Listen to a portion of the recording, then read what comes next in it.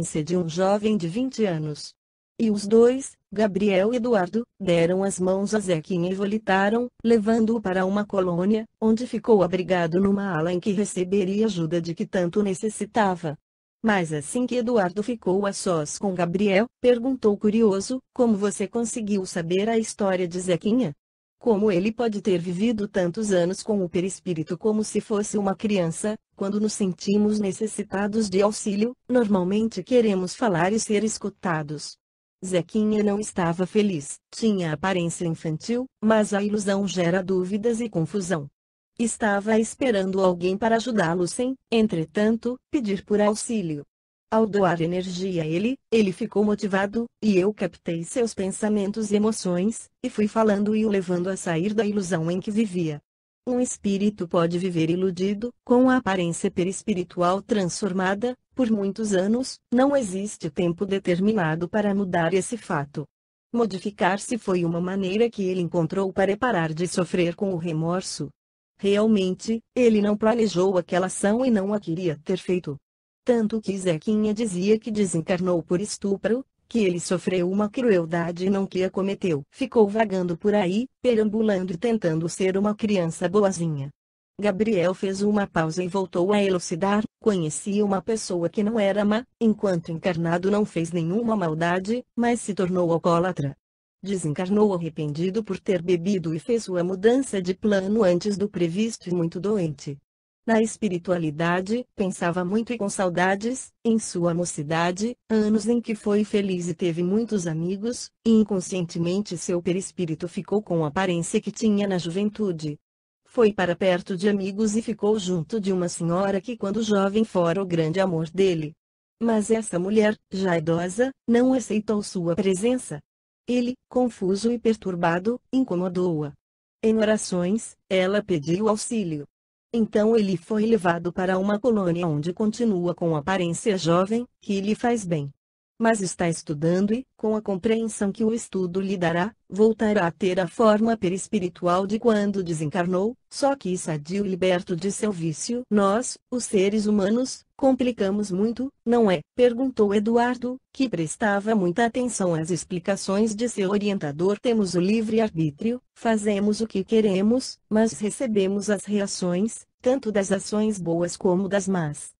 E podemos, pela liberdade que temos, modificar nosso perispírito, mas esse fato não muda as ações que praticamos. Concluindo, nem todos os desencarnados com aparência infantil que se encontram perambulando pela Terra, longe dos educandários, são como Zequinha.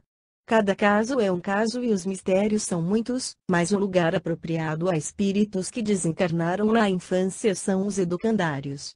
E Gabriel continuava atento aos acontecimentos na fazenda, tentando orientar Silas sempre que possível sem, porém, fazer a lição e o trabalho que cabiam a Silas. O desencarnado que cumpre essa tarefa, ajudar encarnado, não consegue evitar que coisas ruins e desagradáveis lhe aconteçam.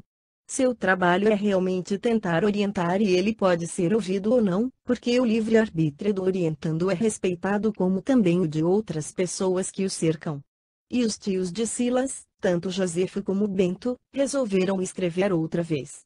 Primeiro, receberam a carta de Josefo, dizendo que João não estava agindo de modo correto, frequentando prostíbulos e com a casa cheia de órfãos que deveriam estar em orfanatos. Que o lar dele precisava ter alguém de pulso firme que o reorganizasse urgente, que João necessitava de uma mulher que lhe desse outros filhos e era preciso arrumar um casamento para Silas.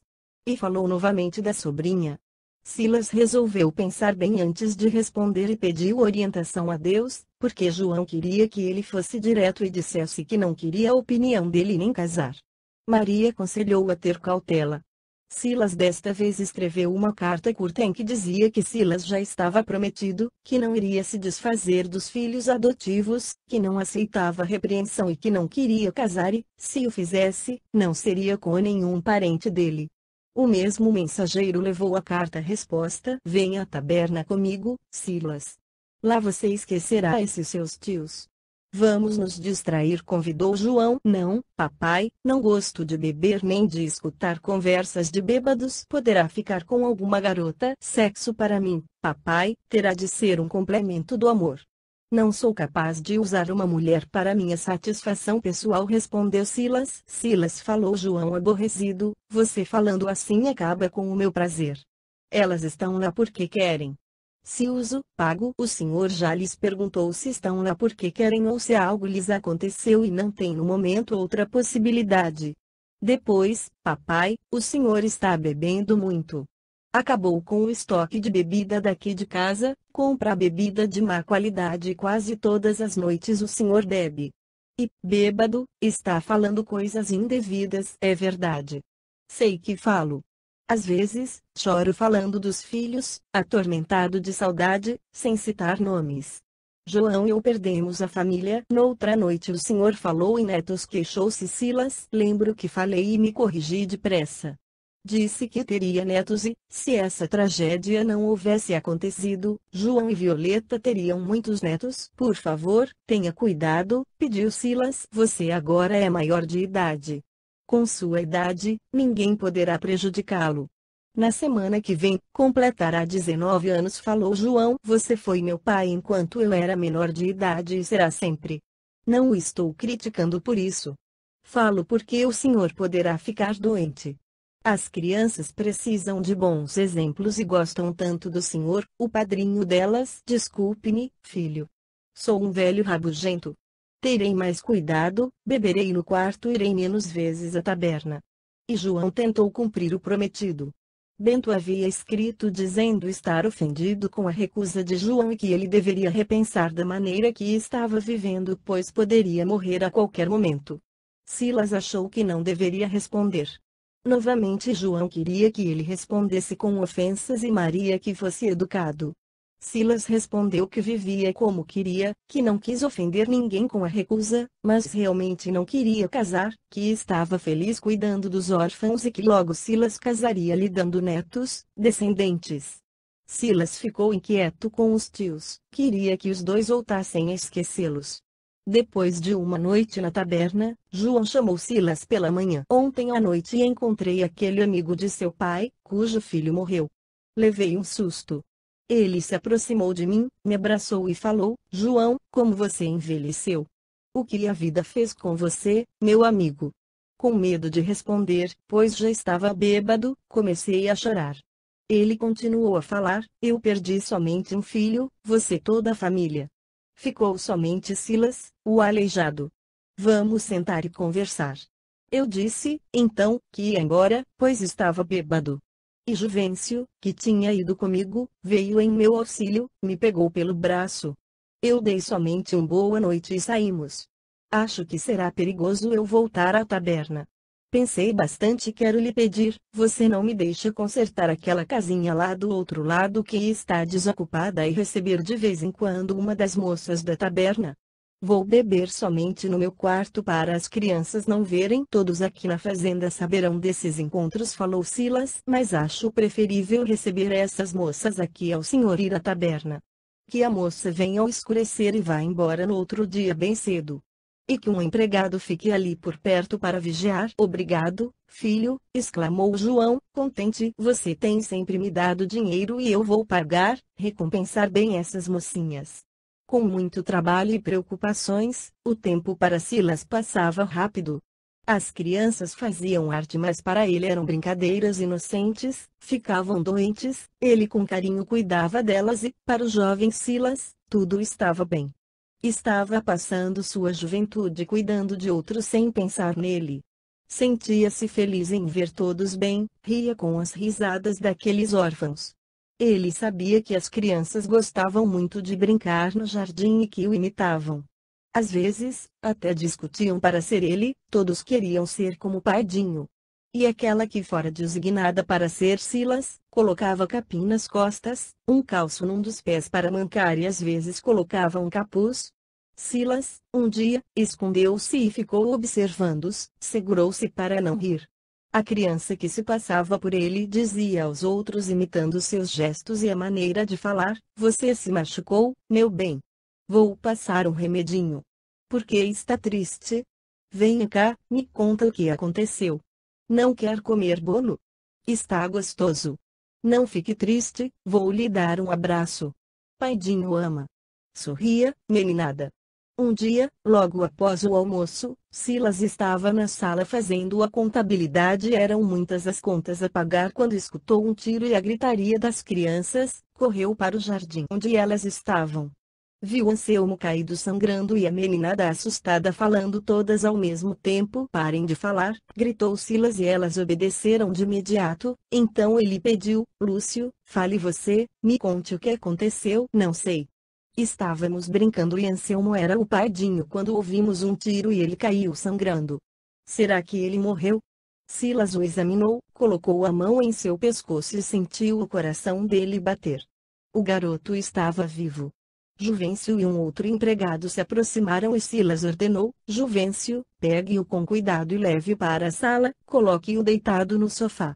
E você dirigiu-se ao outro empregado, chame os outros funcionários e vão atrás de quem atirou. Crianças, falou alto, entrem todas em casa e fechem as janelas. Silas entrou com Juvencio, que com cuidado levou Anselmo nos braços e o colocou no sofá. Juvencio pediu Silas, vá à cidade o mais rápido possível e traga o médico. Meu Deus, o que faço? Socorra-nos. Não deixe o menino morrer, rogou Silas esforçando-se para manter a calma. E Maria veio em seu auxílio. Silas, vamos estancar o sangue com toalhas limpas e enfaixá-lo. Anselmo foi atingido no quadril. Tiraram o capim das costas dele, o salto de madeira, enfaixaram-no e o acomodaram do melhor modo possível no sofá. Atiraram nele, Maria, pensando que era eu. Queriam me atingir. O tiro era para mim. Os empregados não acharam ninguém suspeito. Anselmo voltou a se sentir dores, que foram amenizadas com chás. Todos estavam assustados, as crianças ficaram quietas dentro de casa. Silas, João e Maria permaneciam ao lado de Anselmo. O médico somente chegou horas depois. Fez o garoto cheirar algo forte, que o fez perder os sentidos, e ele extraiu a bala e fez o curativo. Vou dormir aqui esta noite, disse o médico. Amanhã irei embora. O menino não corre risco de vida, mas não andará mais. Anselmo dormiu aquela noite no sofá e o médico na saleta. Pela manhã, ele o examinou, receitou chás de ervas e deixou um remédio para ele tomar. Silas pagou o médico, agradeceu-lhe e ele voltou para a cidade. Silas resolveu que, além de Lúcio, Anselmo dormiria agora também em seu quarto, isso para cuidar melhor dele. Chamou as crianças e disse que não sabia o que tinha acontecido, que elas poderiam sair de casa e brincar, mas que estavam proibidas de imitá-lo. Silas disse João, é melhor deixar Juvencio e Salvador vigiando a fazenda. Sim, papai, vamos fazer isso. Sabemos agora que alguém tentou me matar. Atiraram em Anselmo porque ele, brincando, passava-se por mim. E se eu morresse, o senhor, não tendo mais herdeiro, talvez fosse querer casar. Seus tios, exclamou Maria. Sim, meus tios. Agora, infelizmente, terei de tomar algumas providências. Capítulo 9. O roubo. Juvencio e Salvador passaram a vigiar a fazenda. Perguntaram na região, mas ninguém vira pessoas estranhas por ali. Concluíram que fora trabalho de um profissional. Anselmo foi para o quarto de Silas, mas durante o dia ficava na sala e na varanda. As crianças maiores o carregavam e elas mesmas fizeram para ele uma cadeira em que colocaram rodas e ele, então, passou a ser paparicado por todos. Dias depois, com a rotina normal, Silas se trancou na saleta de sua mãe, levantou a poltrona, abriu o cofre e pegou o envelope em que estava escrito, casos de família. Lembrava que, na carta que seu pai lhe escrevera antes de falecer, recomendara abri-lo e lê-lo se tivesse necessidade. E ele teve certeza de que aquele era o momento. Um dos seus tios mandara alguém matá-lo. Abriu o envelope. Dentro estavam outros dois, amarrados por fitas. No primeiro envelope, estava escrito o nome Josefo com a letra de seu pai, e foi esse que abriu. Reconheceu a letra de sua mãe. Era ela que narrava acontecimentos de muitos anos atrás.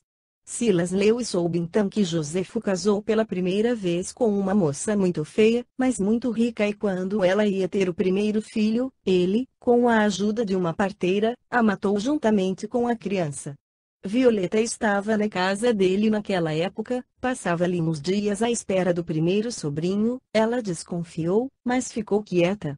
A família da cunhada morta veio para o funeral. Josefo fingiu ser um esposo inconsolável. Depois que todos foram embora, sua mãe conversou com o irmão. Ele lhe rogou que não dissesse nada a ninguém, senão seria enforcado. Afirmou que amava outra mulher, que não conseguia viver longe desse amor e que a esposa o incomodava. Violeta prometeu ao irmão que não ia contar nada, mas rompeu com ele e nunca mais quis vê-lo. Ela finalizou o relato. Josefo casou-se 1 ano e 2 meses depois com a mulher que amava, e a parteira, 6 meses depois que a primeira cunhada faleceu, sofreu um acidente. Ia a cavalo fazer um parto na região, caiu, bateu sua cabeça, não se sabe onde morreu. Morte muito estranha. Silas ficou horrorizado com o que leu, e escreveu para o tio imitando a letra de seu pai.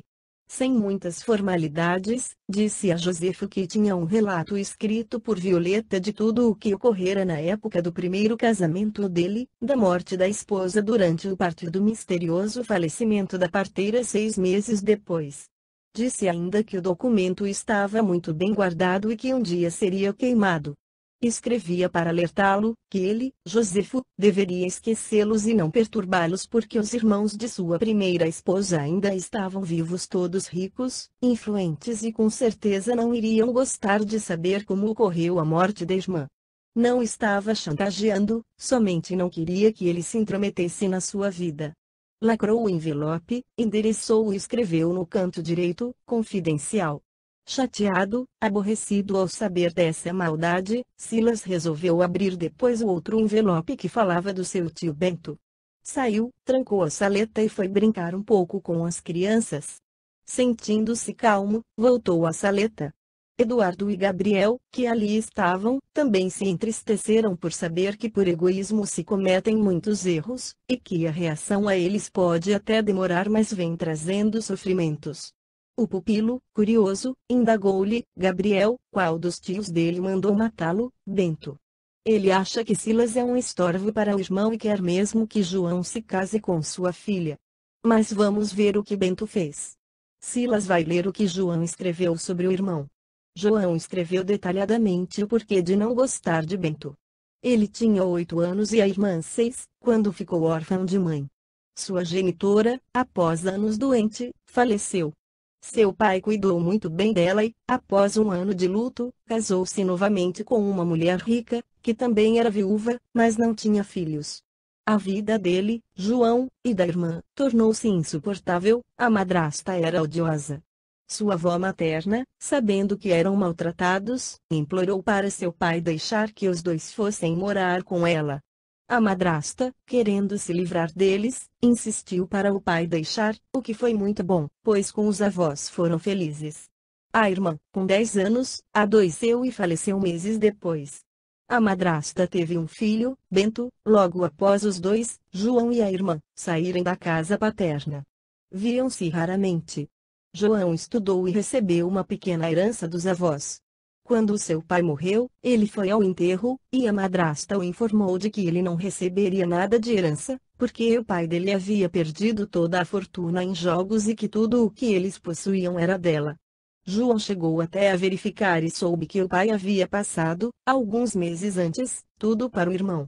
Não quis brigar e voltou para sua casa. Já namorava Violeta, casaram e foram para a fazenda, que era a herança dela. Tempos depois, a madrasta lhe escreveu uma carta pedindo socorro, porque achava que o filho, Bento, queria matá-la para herdar tudo. Após o recebimento da primeira carta, João foi visitá-los. Bento o recebeu bem, mas impediu que conversasse com a mãe a sós. Disse que os dois estavam brigados porque ele queria casar e a mãe não aprovava a moça. João acreditou no irmão. Não o conhecia bem, mas tinha motivos para não gostar da madrasta, ela o havia maltratado muito. Na segunda carta, ela pedia para recebê-la por uns tempos em sua casa. Mas, recém-casado e com Violeta grávida, ele nem respondeu, não queria conviver com aquela mulher que o separara do seu pai, tirou-o do seu lar e com certeza manipulou o marido para deserdá-lo, porque, perguntando aos amigos de seu genitor, soube que ele nunca julgava. Meses depois, Bento lhe escreveu dizendo que a mãe se suicidara, afogara-se no rio.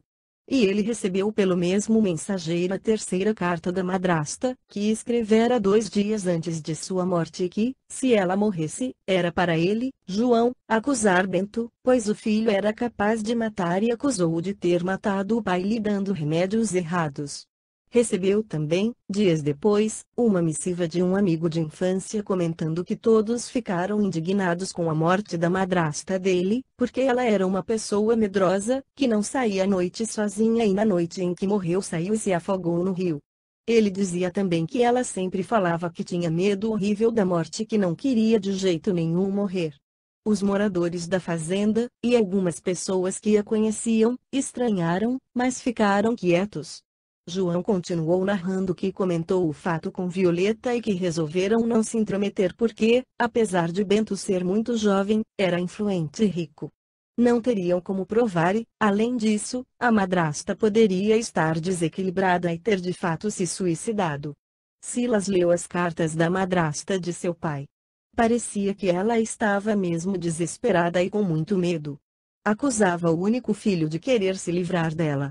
Confessava ter criado Bento fazendo-lhe todas as vontades e que o filho se tornara um tirano cruel. Silas, depois de ter lido tudo, guardou os envelopes novamente e fechou o cofre. Tio Bento é muito perigoso, pensou Silas.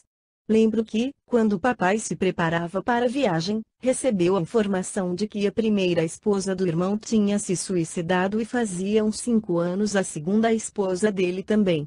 Vou escrever a ele com cautela, mas deixar claro que sei de tudo e que posso acusá-lo. Escreveu dizendo a Bento que ambos eram irmãos somente por parte de pai, que não tinham vínculos afetivos. Que os dois, tendo sido criados separados, deveriam continuar assim, porque não queria ter amizade com ele. Que não queria casar e, definitivamente, não aceitava unir-se em matrimônio com a filha dele, como nunca interferira na vida dele, não queria interferência. Que na época do falecimento do pai, verificou o porquê de ter sido deserdado e lhe disseram que o pai nunca jogava e alguns meses antes de morrer passara tudo para ele Bento. Além disso, que a mãe dele havia lhe escrito 3 cartas pedindo socorro, auxílio, porque achava que ele a mataria como matar o pai. Que as cartas estão guardadas e que nunca pensou em usá-las para prejudicá-lo. Mas, se essas missivas viessem a público, mesmo anos depois, haveria, com certeza, muitos comentários e outras mortes poderiam ser investigadas, porque ele estava casado pela 3ª vez e suas outras esposas coincidentemente tinham se suicidado. Silas terminou dizendo que a vida dele não lhe importava e que ele não deveria se intrometer na sua. Avisou também que contratara homens armados para vigiar sua fazenda. Despediu-se somente assinando.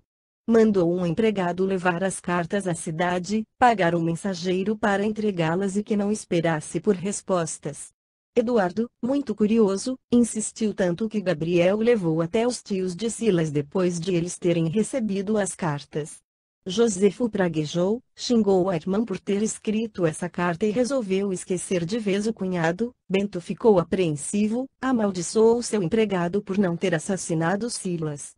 Resolveu ter cautela, esqueceu João e arrumou outro marido para a filha. Bento não é de perder, explicou Gabriel. Ofendeu-se com a carta de Silas, que pensa ser de João, mas achou melhor ficar quieto e deixá-lo em paz temporariamente. Que assassino terrível ele é, exclamou Eduardo. Aqui estão 6 desencarnados querendo vingar-se e aguardando sua morte. Gabriel suspirou e apontou para os desencarnados presentes, a mãe dele, suas 2 esposas e mais 3 pessoas que ele mandou matar. Esses não o perdoaram. Ele cometeu mais assassinatos, foram 12 crimes. Os outros não estão aqui porque perdoaram. Bento hei de imprudentemente um dia sofrerá o que fez outros sofrerem. Ele, ainda enquanto encarnado, acabará por sentir o ódio desses espíritos e, quando desencarnar, não terá como fugir desse cerco. Acho que ninguém deveria odiar, falou Eduardo. Queria socorrer esses obsessores. Eles nem responderam ao nosso bom dia. Estão tão concentrados em suas mágoas que nem se importam de sofrer. Esquecem-se deles mesmos para viverem em função de uma vingança. Sofrem, mas querem fazer outros sofrer. Mas a vingança cansa, não traz alegria esperada e um dia prestarão atenção às suas necessidades e irão querer tranquilidade, que somente o perdão dá. Silas não recebeu mais notícias dos tios e achou que eles o tinham esquecido. Com os meninos maiores ajudando, a fazenda não estava precisando de tantos empregados e havia 3 casas vazias. Um casal veio lhes pedir emprego. A mulher era sadia, mas o homem era deficiente, tinha um braço atrofiado e mancava da perna esquerda. Senhor João, disse o homem, preciso trabalhar. Sou aleijado, mas faço tudo o que um homem sem deficiência faz. Por ser assim, não arrumo emprego. Morávamos numa fazenda onde minha mulher era empregada, mas a senhora faleceu e os filhos dela nos mandaram embora. Estamos viajando e pedindo emprego, mas ninguém quis nos contratar. Peço-lhes, por Deus, uma chance. Temos casas vazias, mas no momento não precisamos de empregados, respondeu João. Silas pediu ao pai que entrasse e deixaram o casal na varanda. Papai, disse Silas, vamos empregá-los. O coitado não consegue emprego por ser deficiente. Podemos instalá-los numa das casas vazias. Colocá-lo para fazer serviços leves e ela para ajudar em casa. Silas, achei os dois desonestos. Conheço bem uma pessoa mal intencionada. Eles não são boas pessoas, papai, ele é aleijado. Vamos ajudá-los, insistiu Silas. Está bem, concordou João, mas alerto de que eles não são honestos. Silas os contratou. Ele iria fazer um serviço leve e ela trabalharia na casa. Ficaram muito contentes, foram para uma das casas, limparam, se instalaram e no outro dia estavam trabalhando. Eram quietos e pareciam prestativos. Fazia uma semana que estavam na fazenda. Juvencio e Salvador foram à cidade fazer compras. Bernadette, assustada, foi chamar Silas, que estava no seu quarto lendo. Menino Silas, vá rápido ao escritório. Seu pai está lá com aquele empregado aleijado ameaçando para que ele abra o cofre. Silas correu. Encontrou no escritório o casal ameaçando Maria e João com uma arma. Seu pai estava com 2 ferimentos no rosto, que sangravam. O homem, cínico, disse a Silas, o senhor João falou que não enxerga e que é você quem abre o cofre. Faça isso já, menino Silas, senão os mato. E deu uma coronhada nas costas de Silas, que sentiu muita dor, respirou fundo e pediu, nada de violência. Por favor, não machuque ninguém. É verdade, papai não enxerga direito. Eu abro o cofre. E abriu, a mulher correu e pegou todo o dinheiro que havia. Os dois, rindo, rumaram para a porta. Antes de irem, porém, o homem deu outra coronhada em Silas, derrubando no chão. Eles saíram e trancaram a porta e o homem ameaçou, fiquem quietos aí por meia hora, se pedirem socorro, eu atiro na primeira criança que vier na minha direção. Maria e João correram para acudir Silas, que pediu, vamos ficar quietos até que fujam, ele pode matar uma das nossas crianças. Eu senti que eles não eram boas pessoas, falou João. O senhor estava certo, concordou Silas. A danada da mulher demonstrou ser eficiente, limpava tudo muito bem. Deve ter ficado atenta e logo descobriu onde estava o cofre, falou Maria. Minutos depois, Bernadette abriu a porta e informou que o casal tinha ido embora galopando com 2 bons cavalos da fazenda. Silas pediu que o levassem para a cama, 3 meninos maiores o carregaram e Maria o acomodou. João ordenou que um empregado fosse à cidade avisar a autoridade policial e o médico, e que outro empregado, por outro caminho, avisasse os vizinhos do lado esquerdo, para onde os 2 ladrões se dirigiram. João, depois das ordens dadas, banhou-se e Maria fez-lhe curativos nos ferimentos. Silas sentiu muitas dores nas costas e todos ficaram preocupados com ele. As crianças oraram e fizeram fila para beijá-lo. Silas, embora sofrendo, sorria para elas, tranquilizando-as. O médico chegou à tarde juntamente com os soldados, que perguntaram o que tinha acontecido e foram à procura dos 2 ladrões. Depois de examinar 2 crianças adoentadas e Maria, que se queixava de algumas dores, foi ver Silas. As coronhadas não lhe quebraram osso algum, afirmou o médico. Ficaram somente alguns hematomas, que vão desaparecer dentro de uns dias. Mas, por causa de sua deficiência, seus pulmões, coração e músculos ficam comprimidos, ocasionando dores e essas lhe serão constantes, pois sua coluna é torta. Passe estas pomadas e faça compressas para suavizar a dor. O senhor está querendo me dizer que terei dores constantes? Será que por ser dessa forma não viverei muito? Perguntou Silas. Não tenho como afirmar quantos anos uma pessoa viverá, respondeu o médico, mas, já que compreendeu, é mais ou menos isso que acho. Você força para andar e, com a idade, seus músculos e nervos doirão. Silas agradeceu ao médico, que partiu, e ficou pensando, o que o médico disse faz sentido. Antes dessas coronhadas, já sentia dores nos pés, pernas e costas. Terei de me acostumar e não deixar que a dor me prive de nada, senão ela me vence. Com as pomadas e compressas, a dor forte passou, e Silas levantou-se e voltou a agir normalmente. 5 dias depois, os soldados passaram pela fazenda trazendo os 2 cavalos roubados e informaram: aquele casal assaltou a casa de Dona Marcília, bateram nela e na empregada. Os vizinhos, alertados, porque o empregado do senhor João os tinha avisado, saíram para procurá-los, e, quando nós os encontramos, alguns empregados das fazendas já os haviam enforcado. Trouxe-lhes os 2 cavalos e este dinheiro. É pouco, mas não sabemos o que eles fizeram com o resto. Silas agradeceu-lhes e João mandou-lhes cuidar dos cavalos, que estavam muito cansados. Depois, os 2, pai e filho, foram conversar no escritório. Silas falou: João, o dinheiro que tínhamos dava para nos manter por alguns meses, até a fazenda vender sua produção. Mas com essa quantia que nos devolveram não conseguiremos nos sustentar. Aqueles 2 deveriam estar com mais dinheiro, que deve ter sido tentação para os homens que os mataram ou para os soldados. Nunca saberemos o que aconteceu com o nosso dinheiro. Estou preocupado. O que faremos, papai? Temos as joias. Guardei-as numa gaveta trancada no meu quarto. Que me importam as joias? Não as uso e não tenho por que guardá-las. Vamos vendê-las, ainda bem, Silas, que não as guardou no cofre. Você tem razão, as joias não nos servem para nada. Silas escreveu um bilhete para o padre José pedindo-lhe para ir à fazenda e mandou um empregado entregá-lo. À noite, escondido, entrou na saleta de sua mãe, abriu o cofre e pegou todas as joias.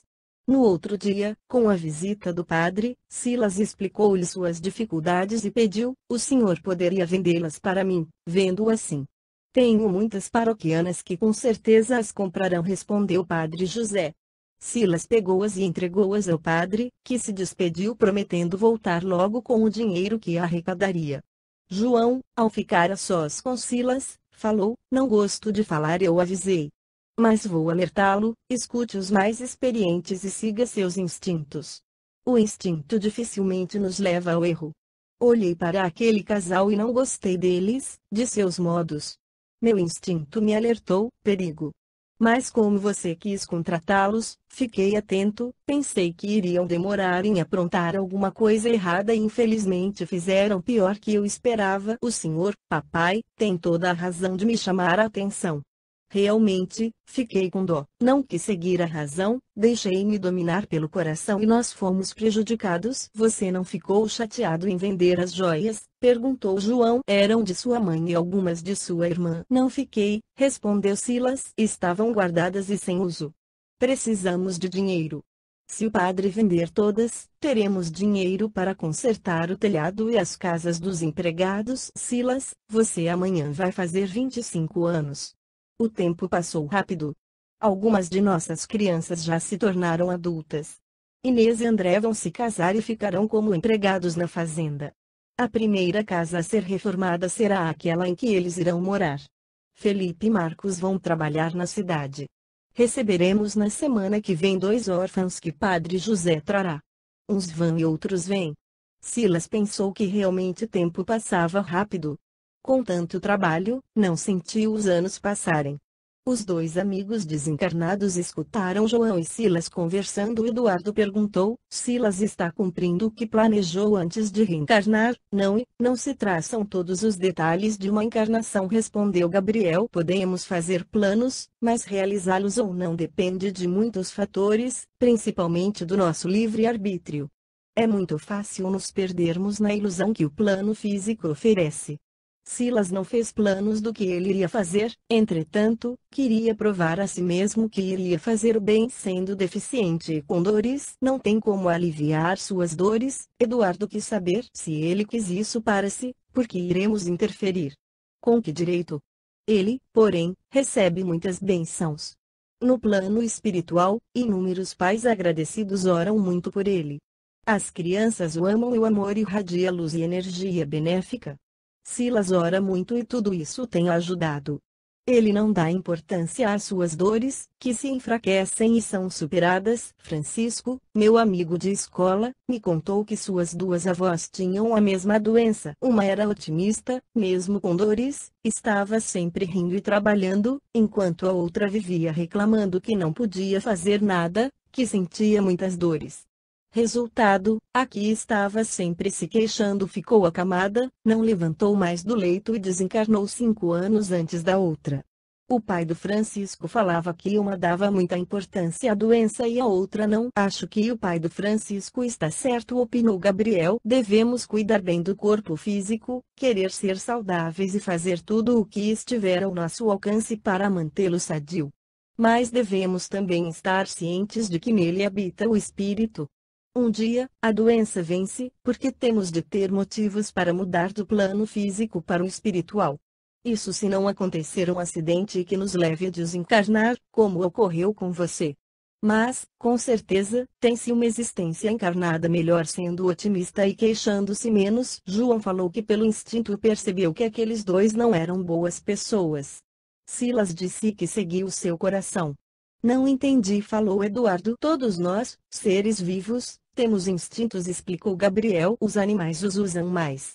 Nós, que desenvolvemos a inteligência, usamos mais a razão e às vezes resolvemos os problemas levados pelos sentimentos. João quis dizer que percebeu que o casal não era honesto, que iria fazer algo de errado. Já Silas apiedou-se e quis ajudá-los. Deficiência não é sinônimo de bom ou de mal. Pode-se ter o corpo físico doente por vários motivos, como uma reação a atos indevidos ou por escolha. O casal teve uma oportunidade, foram aqui bem tratados e como haviam planejado, roubaram e fugiram. Como eles, ao entrarem na fazenda, já estavam mal intencionados, João captou e Silas não, porque teve dó do homem por ele ser deficiente, talvez por ser também. Foi lamentável os dois não terem aproveitado a oportunidade que Silas lhes deu. O casal era ladrão e já tinha roubado em muitos lugares, eram de longe, desconhecidos por aqui. Na fazenda, poderiam ter se modificado e se tomado honestos. Acabaram assassinados e foram para o umbral, onde com certeza prenderão pela dor. Mas a ação de Silas será por eles lembrada, principalmente porque ele tem orado pelos dois. Vamos embora agora e espero que o padre José venda as joias para Silas ter o dinheiro de que necessita. Volitaram, Eduardo exclamou, olhando o casarão daqui de cima, parece mesmo um castelo. Acho que essa casa é o meu castelo dos sonhos. Um lugar onde a caridade reina com amor. Estou aprendendo muito com Silas. Aprendemos com bons exemplos, falou Gabriel. Você tem razão, Silas está ensinando a muitos. Capítulo 10. A seca. Padre José vendeu todas as joias. Algumas na cidade mesmo, outras onde o bispo morava. Silas alegrou-se, o dinheiro era mais que o previsto. Começaram o conserto das casas. Silas disse: João, quando eu era moço, aprendi a usar armas. Ontem fui verificar a arma de seu pai, ela está estragada e não tem munição. Será que não é melhor nos prevenirmos? Fomos roubados e um de nossos meninos atingido. Não gosto de armas, respondeu Silas, mas o senhor tem razão. Meus tios, sabendo que estamos armados, com certeza não vão querer mandar seus matadores aqui. Vou pedir a Juvencio para ir à cidade e pedir ao senhor Manolo, o dono do armazém, para nos trazer armas e munições. O senhor as escolherá e pediremos ao senhor Manolo que ensine Juvencio, Salvador e Lúcio a tirar. Vamos deixar 2 armas em casa, em lugar trancado para nenhuma criança pegar. Juvencio e Salvador deverão vigiar a fazenda armados. No outro dia, o senhor Manolo veio, ensinou-os a tirar, até Silas aprendeu. João comprou armas e munições. Silas recomendou para terem muito cuidado com elas, que as armas seriam somente usadas para defesa ou para intimidar pessoas mal intencionadas. Que triste ter de me defender dos meus únicos parentes consanguíneos, pensou Silas. Estava a região passando por uma estiagem e, na época das chuvas, estas não vieram e ocorreu uma seca como ninguém vira antes. Todas as casas estavam consertadas e Silas ficou com uma boa reserva de dinheiro. Perceberam então que ele tinha razão quando anos antes tomara a iniciativa de fazer aqueles buracos e arborizar a nascente e o caminho por onde ela escoava. Começou a faltar água e todos começaram a racioná-la. E com a seca veio a fome. Silas também pediu que gastassem menos água e fez um esquema para isso. Toda a água era reaproveitada, as crianças participavam e ajudavam na sua distribuição. 2 dos buracos secaram e ficaram profundos e, para os animais não caírem, foram cercados. Silas, diante de tantos transtornos, teve de usar o dinheiro guardado. Muitas outras crianças foram deixadas na fazenda, com a promessa dos pais de que, assim que pudessem, voltariam para buscá-los. Os pais trazem para que não morram de fome, comentou João. Foi difícil acomodar mais 30 crianças. A nascente diminuiu muito pouco, mas o açude, sem as chuvas, abaixou bastante. A água da nascente ia para o açude e o excedente corria para o rio, mas antes passavam pelas terras de 3 fazendeiros. Esses vieram pedir a João para não retê-las toda, porque senão seus animais morreriam de sede. Silas ordenou que, por algumas horas todos os dias, desviaria as águas da nascente do açude para o escoadouro que chamavam de córrego, para os vizinhos desfrutarem d'água. Do lado norte, a fazenda fazia divisa com um pequeno sítio. Seu proprietário, que morava com a família, teve seus poços secos e foi pedir água a João. Silas foi quem os recebeu, o pai, Sr. Joaquim, e sua filha Pérola, uma moça muito bonita, que encantou Silas. Pela primeira vez, olhou para uma mulher e sentiu seu coração disparar. Parecia que a conhecia, porém era a primeira vez que a via. Ele convidou as visitas a entrar. O Sr. Joaquim queixou-se da situação e pediu água. Pérola ficou quieta, cabeça baixa, de vez em quando levantava os olhos e percebeu que Silas a olhava encantado. Sorriu algumas vezes. Silas deu ao Sr. Joaquim ração para seus animais. Aceite, vizinho, quando puder, o senhor me paga, leve alguns mantimentos e pode vir buscar água. O Sr. Joaquim agradeceu muito. Ele passou a ir de charrete com barris e os enchia com a água do açude. Pérola ia junto e Silas esperava-os ansioso as 2 vezes na semana para vê-la. Ia para o açude e ficava conversando com Pérola, enquanto o Sr. Joaquim enchia os barris. Pérola era gentil com ele, mas mudava de assunto quando Silas abordava o tema namoro. Ele estava gostando dela. Silas emprestou dinheiro aos vizinhos, deu água, alimentos. E a chuva caiu para alívio de todos os moradores da região. Todos agradeceram a João e Silas, mas ainda precisaram da ajuda deles. Silas gastou todo o dinheiro guardado, mas agradeceu por ter tido as joias, que se converteram em alimentos. A rotina dos moradores da região começou a se normalizar, voltaram a plantar, o pasto voltou a ser verde. Os pais vieram realmente buscar os filhos. Das 30 crianças ficou somente uma menina, cujos pais mudaram para longe. Pérola não foi mais à fazenda. Silas sentia muitas saudades dela e resolveu visitá-los. Foi recebido pelo Sr. Joaquim e esposa com muito carinho. Pérola ficou quieta o tempo todo em que ficou na sala. Quando Silas se despediu, Pérola disse que ia acompanhá-lo. Ele sentiu o coração bater tão forte que parecia querer sair pela boca. Silas fora a cavalo. Vamos andando até a porteira, puxe o cavalo pela rédea, disse Pérola. Andaram devagar. Silas queria falar, mas não conseguia. Senhor Silas, falou Pérola, sou profundamente grata ao senhor por ter nos ajudado nesse período tão difícil pelo qual passamos. Quero lhe dizer que eu estou quase noiva, vou casar logo. Não falei antes porque papai percebeu seu interesse por mim, achou que se soubesse, não iria nos ajudar. Tive de obedecer-lhe contra a minha vontade. Não quis lhe dar esperança. Amo meu namorado e sou amada. Espero que compreenda. Por favor, não me queira mal. Silas não respondeu. Tivera muitas esperanças de ser aceito e amado por ela. Olhou a sombra à frente, viu-a de Pérola, esbelta, andando cadenciado e a dele toda torta. Pela primeira vez se entristeceu por ser feio.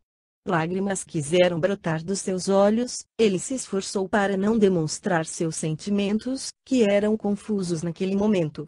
Ela, inquieta diante de silêncio, perguntou em tom de súplica: o senhor não ficou zangado, não é? Zangado não era o termo certo para defini-lo. Mesmo desiludido, respirou fundo e se esforçou para responder tranquilamente: claro que não estou zangado. Você não me fez nada. Desejo que seja feliz ao lado de seu noivo. Agora vou embora. Pode deixar que abro e fecho a porteira. Até logo. Subiu no cavalo e partiu sem olhar para trás. Abriu a porteira e ao fechar olhou para ela. Pérola andava apressada rumo à casa. Silas fez o animal cavalgar rápido e, ao se distanciar, chorou.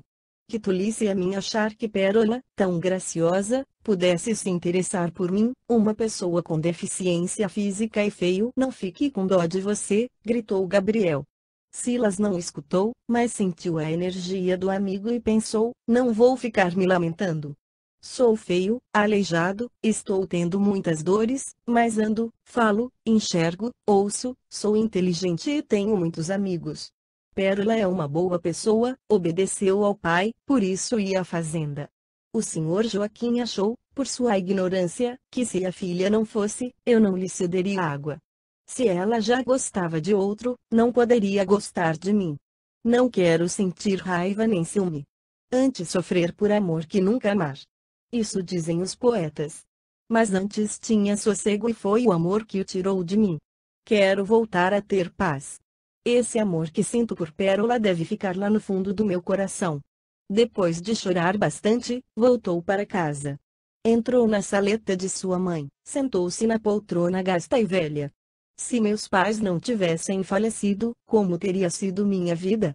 Meus irmãos teriam casado, talvez eu também com alguma moça escolhida por papai. Não. Não casaria com alguém sabendo que lhe causaria nojo. Estaria solteiro. Fazendo o quê? Talvez cuidando da fazenda. Mas eles morreram, eu fiquei sozinho e tive de decidir o que fazer e não me arrependo do que fiz. Paidinho, posso entrar e lhe dar um beijo? Pediu Celina, uma garotinha de 9 anos. Claro que pode, respondeu ele.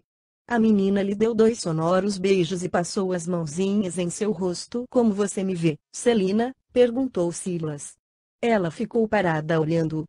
Silas achou que a garota não iria responder por não ter entendido a pergunta, mas Celina respondeu deixando-o admirado, como a pessoa mais bondosa do mundo. Eu amo, sou feio, quis Silas saber. Não acho o Pardinho feio, aqui ninguém acha.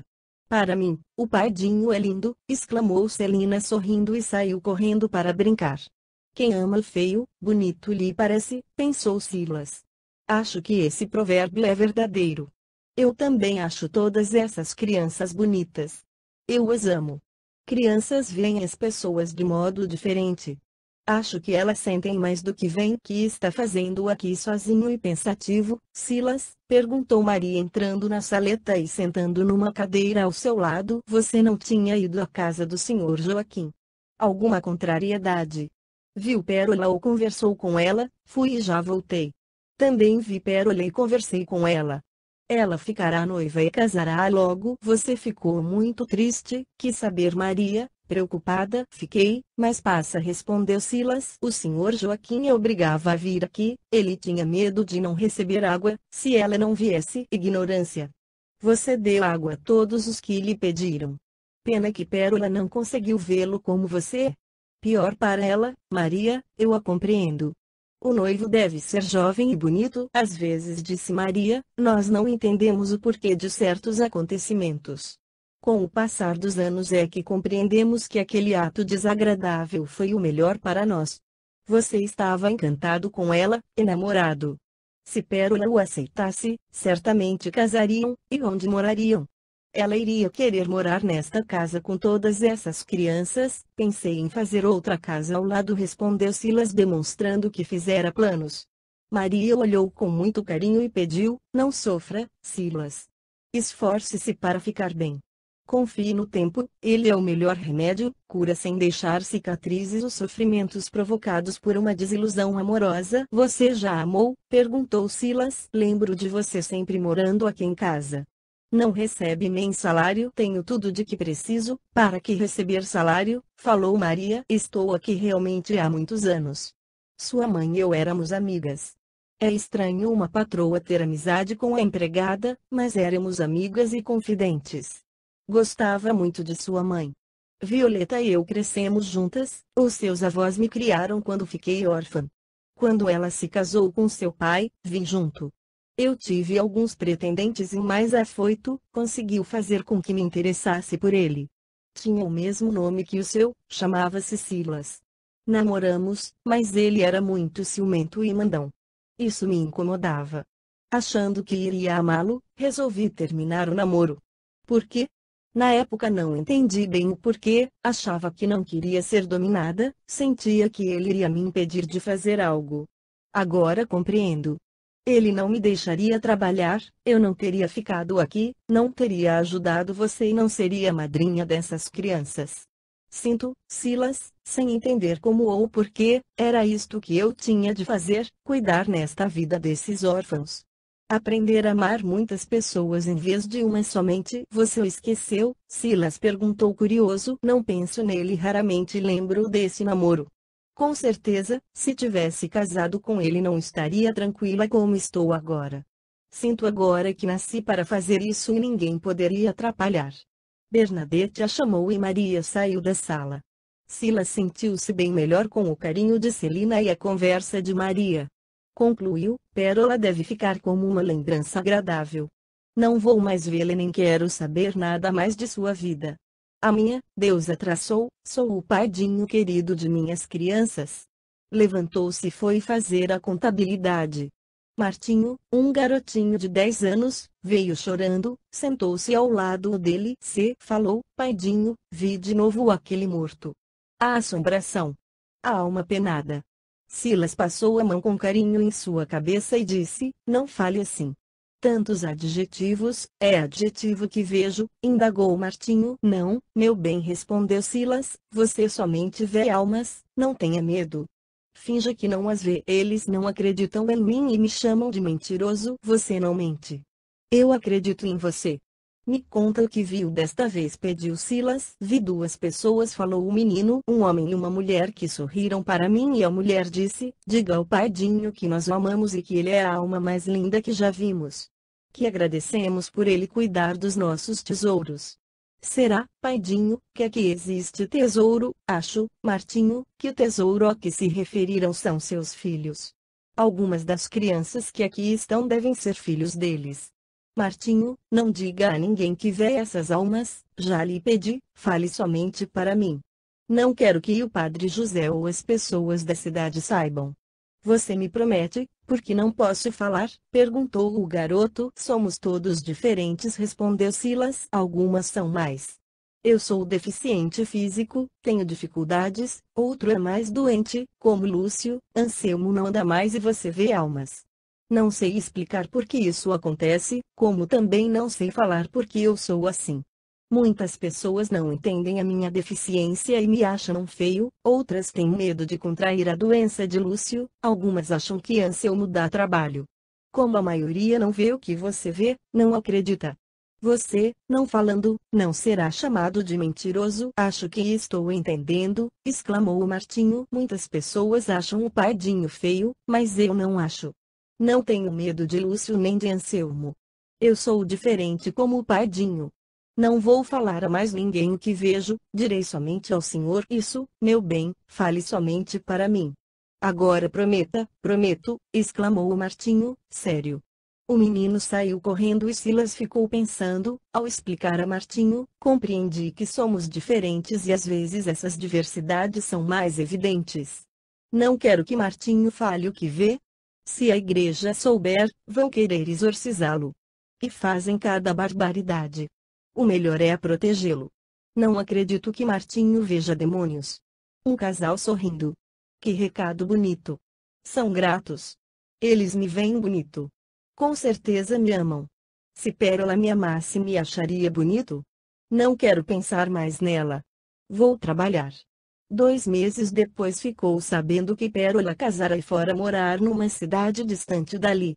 Ele ainda pensava muito nela e esforçou-se para não ficar triste. Orou para ela ser feliz. E tudo voltou à normalidade na fazenda. Todos os vizinhos pagaram o que deviam a eles. As crianças se tornaram jovens, foram embora, casando e arrumando empregos, e outras crianças foram chegando. Lúcio ficou. Por ser doente, ele não arrumava emprego e tornou-se professor da meninada.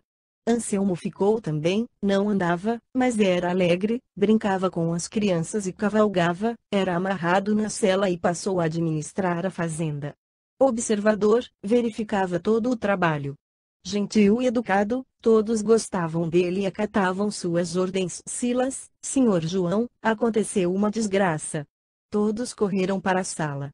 As crianças olharam para a Juvencio assustadas. Ao ver a meninada aflita, ele ficou quieto sem saber o que fazer. João ordenou: fale a ela somente o que irão saber, depois venha ao escritório. Juvencio respirou fundo, acalmou-se e falou devagar: houve um assalto na casa do Bosque, acho que a senhora que mora lá faleceu. Que pena. Ela era tão bonita, exclamou uma criança. Meninada, voltem ao que estavam fazendo, ordenou Silas. Vocês já sabem o que aconteceu. As crianças saíram da sala.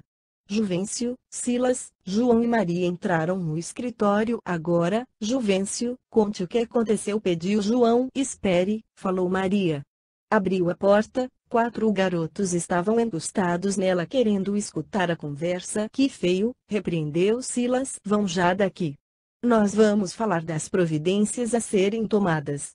Andem. Se não ficarão de castigo. Eles correram. Maria fechou a porta e recomendou: falem baixo, não tenho muito mais o que falar, disse Juvencio. Um menino, filho da senhora da casa do Bosque, veio nos pedir socorro. Salvador e eu fomos lá. Tudo estava revirado na casa. A menina, a filha dela mais velha, estava no quarto, machucada, parece que não ouve nem fala nada. O outro garoto apontou para onde levaram a mãe dele. Isso foi terrível. Nós achamos no quintal, estava nua, acho que foi estuprada e estrangulada. Vim avisá-los, mas deixei Salvador lá. Meu Deus! Que horror! Que violência! Exclamou Maria assustada. Juvencio, disse João, vá à cidade com Carlão. Você discretamente informa o que ocorreu para o padre José e Carlão avisa os soldados. Maria, vá de charrete com Bernadette e tragam as crianças para cá. Peça ao Salvador para ficar lá até chegarem as pessoas da cidade. Maria e Juvencio saíram correndo para cumprir as ordens.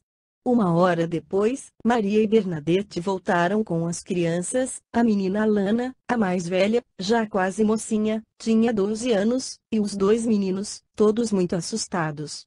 Maria veio abraçando a garota, que estava parada, não chorava nem falava. Desceram da charrete, todos os 3 estavam feridos, mas sem gravidade. Arrume para os meninos se banharem, pediu Silas, e dê você, Maria, um banho na menina.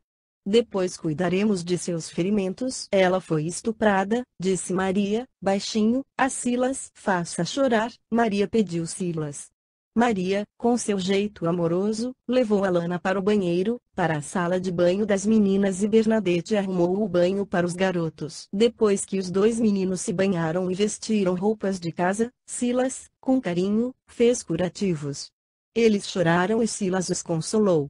A menina, com os carinhos de Maria, saiu do estado de choque, chorou gritando, assustando as crianças. Ela chora a morte da mãe, explicou Silas. Muitas crianças choraram também. Maria acalmou a menina, deu a ela chás calmantes, cuidou de seus ferimentos e a levou para seu quarto. Salvador, Juvencio e Carlão retornaram e Juvencio deu as notícias. Padre José veio com os soldados. Ele levou a mulher para ser enterrada na cidade e os soldados foram atrás dos assassinos.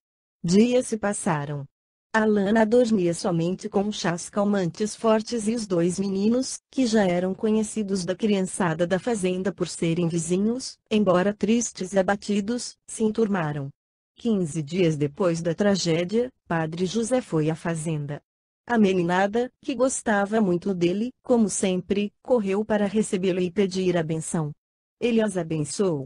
Viu seus 2 meninos e os abraçou. Depois foi conversar com Silas e pediu: vim aqui rogar para que fique com eles. Claro que eles podem ficar, respondeu Silas. Os 2 garotos ficaram um de cada lado do padre segurando sua batina e o mais velho perguntou: mamãe não vai voltar? Não. Ela foi morar no céu, respondeu o padre José. Por que ela não nos levou? Perguntou novamente o menino. Para o